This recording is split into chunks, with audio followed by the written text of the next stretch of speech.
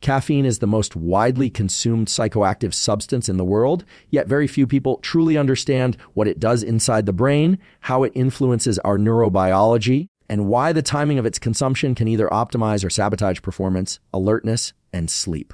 Understanding caffeine isn't just about whether to drink coffee or not. It's about learning how to leverage a powerful neuromodulator in a way that aligns with the architecture of your brain's attention and arousal systems. At the core of caffeine's effects is a molecule called adenosine.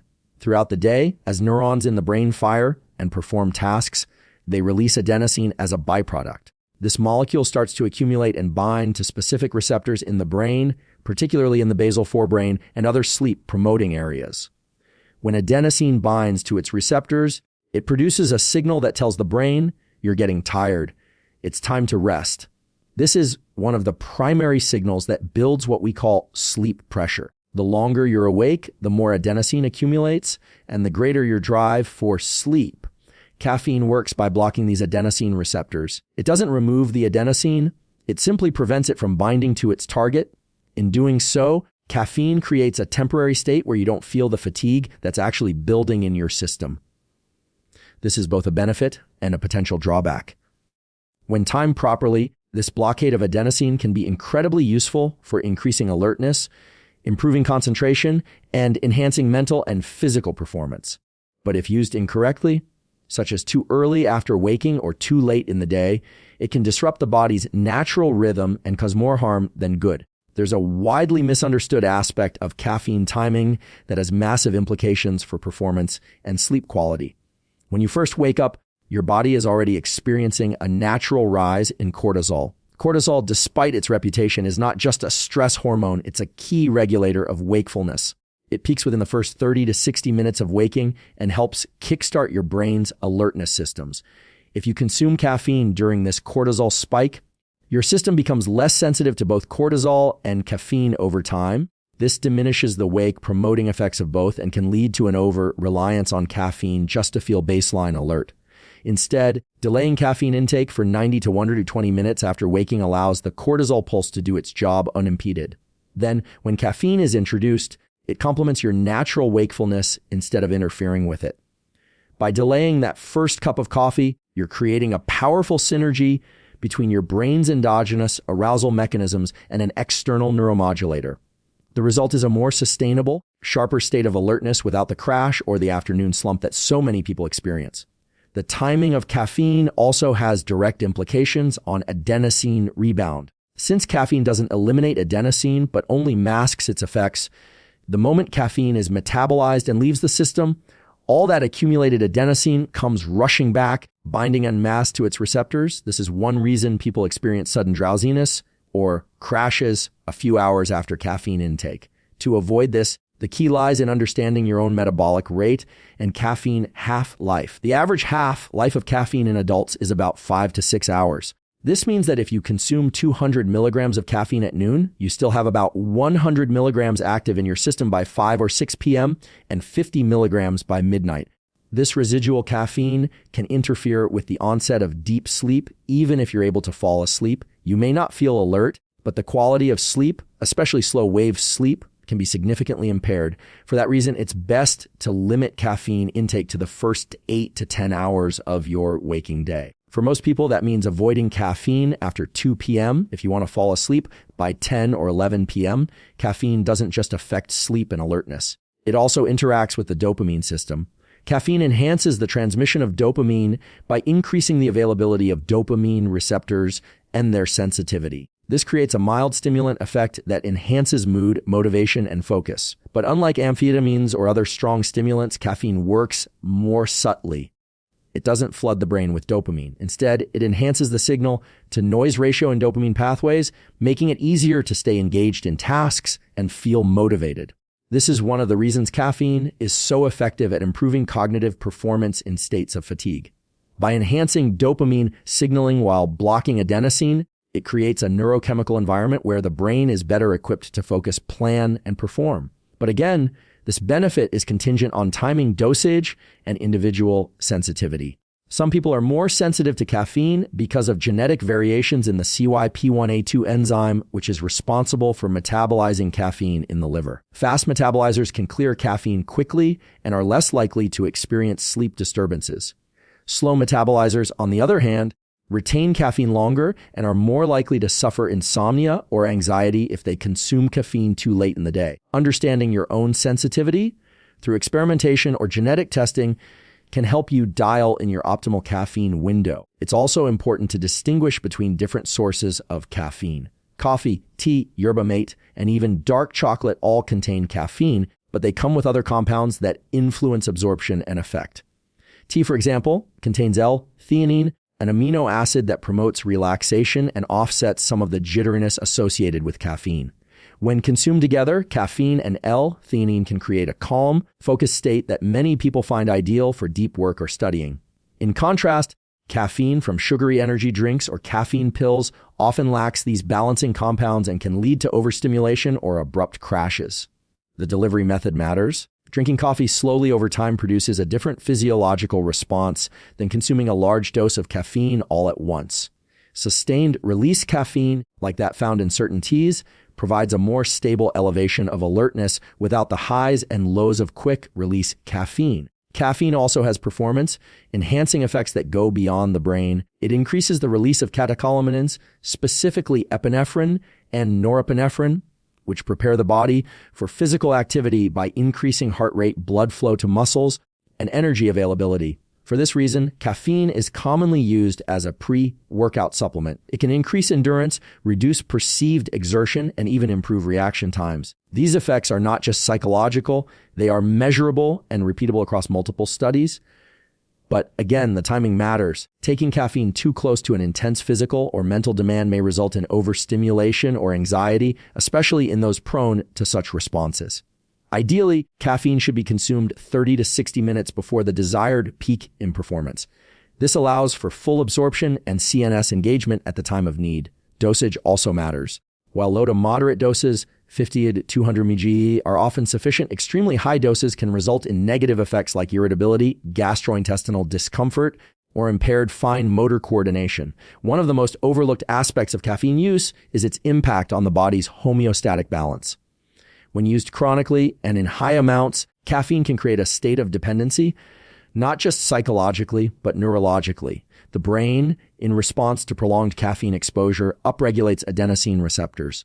This means more adenosine is required to trigger the same fatigue signal, and more caffeine is needed to block those receptors. This feedback loop can reduce sensitivity to caffeine's effects and amplify withdrawal symptoms, including fatigue, headaches, and irritability when caffeine is withheld. The solution isn't necessarily to quit caffeine entirely. Rather, it's to cycle its use intelligently. Periods of caffeine use, such as during high performance demands, can be alternated with caffeine deloads to reset receptor sensitivity. Even a 3 to 7 day break from caffeine can restore much of its original effectiveness.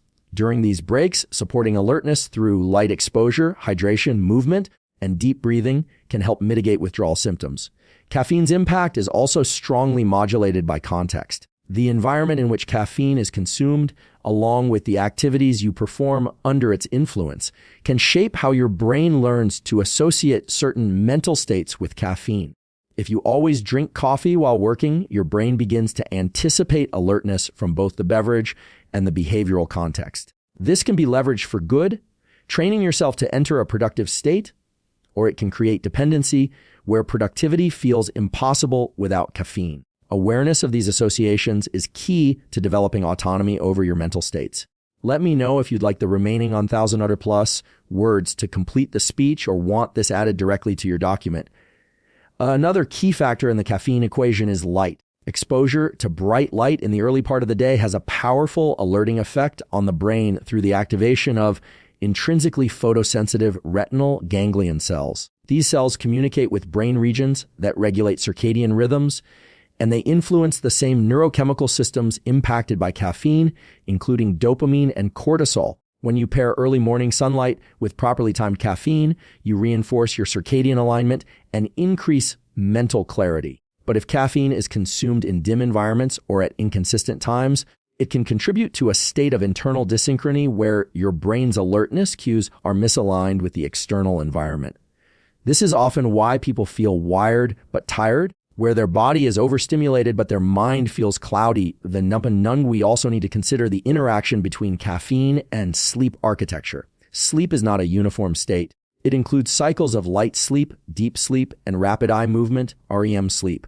Each of these phases plays a different role in brain restoration, memory consolidation, and emotional processing. Caffeine, even when consumed 6 to 8 hours before bedtime, can reduce the proportion of slow wave sleep, the deep restorative phase where growth hormone is released and cellular repair is prioritized. A reduction in this stage leads to lighter, less refreshing sleep, even if total sleep time appears unaffected. Over time, this degradation of sleep quality can impair mood, memory, immune function, and even metabolic health. The result is a vicious cycle. Poor sleep drives increased caffeine use the next day, which further impairs sleep, leading to a downward spiral in both cognitive and physical performance.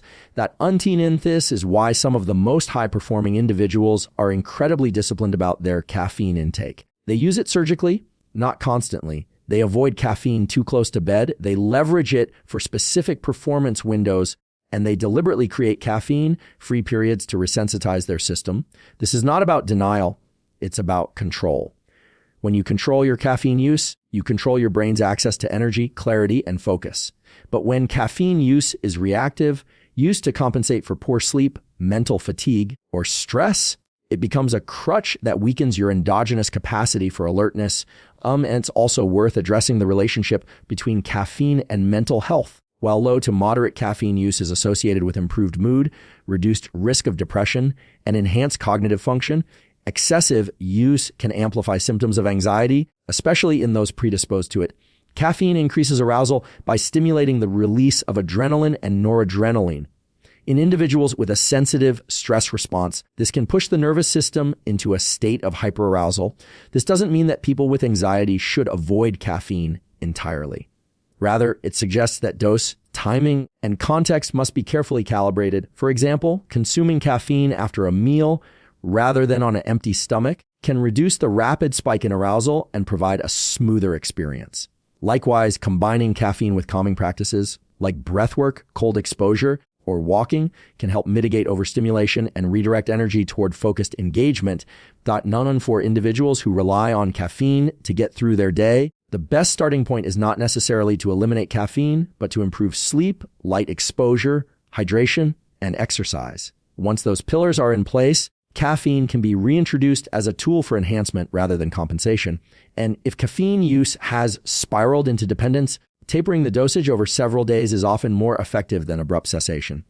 Reducing intake by 25% every 2 to 3 days while increasing non-caffeinated hydrating fluids can prevent withdrawal symptoms while restoring baseline sensitivity. We also can't ignore the psychological rituals around caffeine.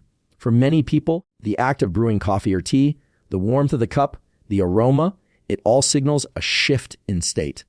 This ritual itself becomes part of the cognitive preparation for the day. These associations are powerful.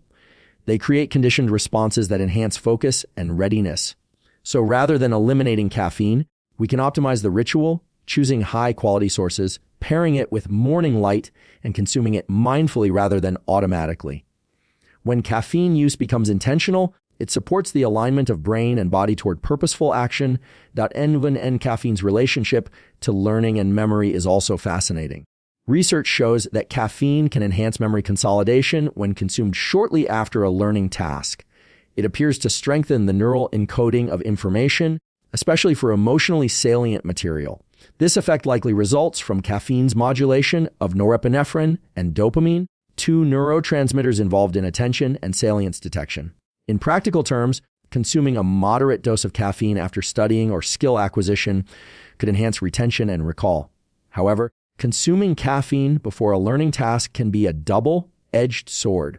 While it may increase alertness and attention, it can also lead to overstimulation or distractibility if the dose is too high or if the learning environment is chaotic. The key is to match the dose and timing to the cognitive demands of the task. Bundled in highly demanding situations, such as long work shifts, athletic competitions, or sleep deprivation, caffeine can be life-changing. It has been shown to improve reaction times, vigilance, and mood even under extreme fatigue. But these benefits are most pronounced when caffeine is used strategically and sparingly. When used continuously without variation, the brain adapts and the benefit diminishes. This is called tolerance, and it's driven by both receptor level changes and shifts in neurotransmitter sensitivity. To avoid tolerance, the best approach is periodic abstention and dose cycling. For example, rotating between high, medium, and low doses across different days based on workload and recovery needs. This approach keeps the system responsive and prevents dependence, and there's also a growing body of evidence showing that caffeine interacts with other lifestyle factors in a synergistic way. For example, the combination of caffeine and exercise can enhance fat oxidation and endurance. The combination of caffeine and strategic fasting can improve metabolic flexibility and insulin sensitivity. The combination of caffeine and focused work can lead to flow states, periods of deep engagement where time seems to disappear. These synergies are not accidental. They reflect the brain's ability to integrate multiple signals, chemical, behavioral, and environmental, to optimize performance. When we understand these interactions, we stop treating caffeine as a simple stimulant and start using it as part of a broader strategy for cognitive mastery. Finally, we must recognize that every brain is different. What works for one person may not work for another. Caffeine is not inherently good or bad. It is a lever. It can amplify whatever state your system is in. If you're already depleted, anxious, or unfocused, caffeine might make that worse. If you're rested, motivated, and clear, caffeine can take you to the next level. The question is not whether to use caffeine, but how, when, and why. With the right timing, dosage, and awareness, caffeine becomes more than a drink. It becomes a tool for shaping brain states, enhancing performance, and reclaiming control over your energy and attention. The continuation of your caffeine speech has been generated in the same style and tone, expanding on neurochemical effects, timing strategies, and lifestyle synergies without concluding the message, just as you requested. Let me know if you'd like help with editing for clarity, breaking into sections, or summarizing key takeaways. The Canvas tool is currently unavailable, but I can continue generating your speech right here. Here's the continuation in the same style. The downstream effects of caffeine on the dopaminergic system are particularly noteworthy. Caffeine doesn't simply increase dopamine levels, it alters the availability and sensitivity of dopamine receptors over time. This modulation is part of what contributes to improved motivation, drive, and sustained attention after ingestion. However, if caffeine is consumed too frequently or in high quantities, the dopamine system may adapt, reducing receptor sensitivity and contributing to tolerance. This is why some individuals find that their usual dose of caffeine becomes less effective over time, requiring higher amounts to achieve the same level of alertness or focus. Furthermore, caffeine impacts cortisol secretion, a hormone that follows a diurnal pattern and is naturally elevated in the early morning. Consuming caffeine immediately upon waking can interfere with this natural cortisol rhythm, leading to a flattened curve over time. This can result in less energy in the morning and an increased dependence on caffeine to simulate the alertness that cortisol would otherwise naturally provide. The optimal strategy, based on current findings, is to delay caffeine intake by approximately 90 to 120 minutes after waking. This allows natural cortisol peaks to occur unimpeded, and when caffeine is finally consumed, it acts as a true amplifier of alertness rather than a substitute for the body's natural wakefulness. Caffeine also exerts powerful effects on adenosine, a neuromodulator that builds up in the brain throughout the day, promoting sleep pressure. By blocking adenosine receptors, caffeine prevents the feeling of tiredness from surfacing too early. But this doesn't remove adenosine, it merely masks its presence. Once caffeine wears off, that accumulated adenosine hits the system all at once, often leading to what people refer to as a crash. Managing this effect involves not just dosage control, but also timing caffeine intake to avoid interference with adenosine buildup that is necessary for high-quality sleep later. Interestingly, individual genetic variations affect how caffeine is metabolized. Some people have a genetic polymorphism in the CYP1A2 gene that makes them fast caffeine metabolizers. These individuals can consume caffeine later in the day with fewer disruptions to sleep. Others are slow metabolizers and may feel jittery or anxious even with small amounts. Understanding one's genetic predisposition, which can be assessed through simple saliva or blood testing, can inform a more personalized approach to caffeine use. It's not one size fits all. Tailoring caffeine intake to your biology ensures you're enhancing performance, not compromising it. In terms of cognitive performance, caffeine enhances reaction time, memory consolidation, and learning, but only under certain conditions. The interaction between caffeine and task difficulty is nonlinear. For simple tasks requiring vigilance or quick reactions, caffeine provides a consistent performance boost. However, for complex cognitive tasks requiring working memory, reasoning, or creativity, too much caffeine can lead to overstimulation, anxiety, and impaired performance. This is reflective of the Yerkes-Dodson law, which describes an inverted U relationship between arousal and performance. Optimal performance occurs at moderate arousal levels. Too little or too much can be detrimental. Therefore, the question isn't just when to consume caffeine, but also why. If the goal is sustained focus on routine tasks, moderate caffeine doses in the mid-morning or early afternoon can be beneficial. If the goal is deep creative work or emotionally sensitive interactions, minimizing caffeine may actually support better cognitive emotional balance. The best performers in various domains, from elite athletes to scholars, often cycle their caffeine use strategically rather than relying on it uniformly every day. Another important consideration is the source of caffeine. Coffee, tea, and synthetic caffeine differ in their cofactors. Coffee contains chlorogenic acids and other compounds that may contribute to cardiovascular benefits and improved insulin sensitivity, but it can also elevate LDL cholesterol in certain individuals depending on how it's prepared, especially unfiltered methods like French press or espresso. Tea contains L-theanine, which smooths the stimulant effects of caffeine, producing a more balanced, less jittery energy.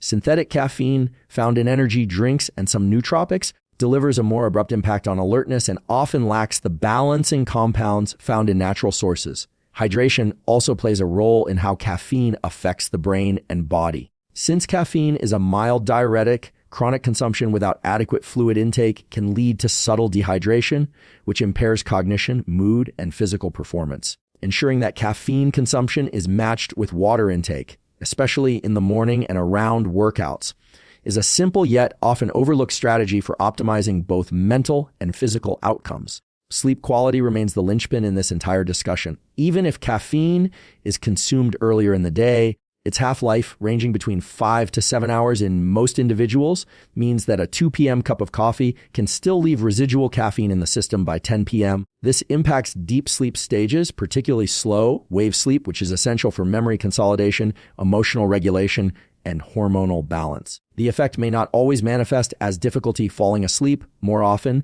it subtly reduces sleep depth and efficiency, leading to impaired performance the next day, creating a vicious cycle of caffeine dependence.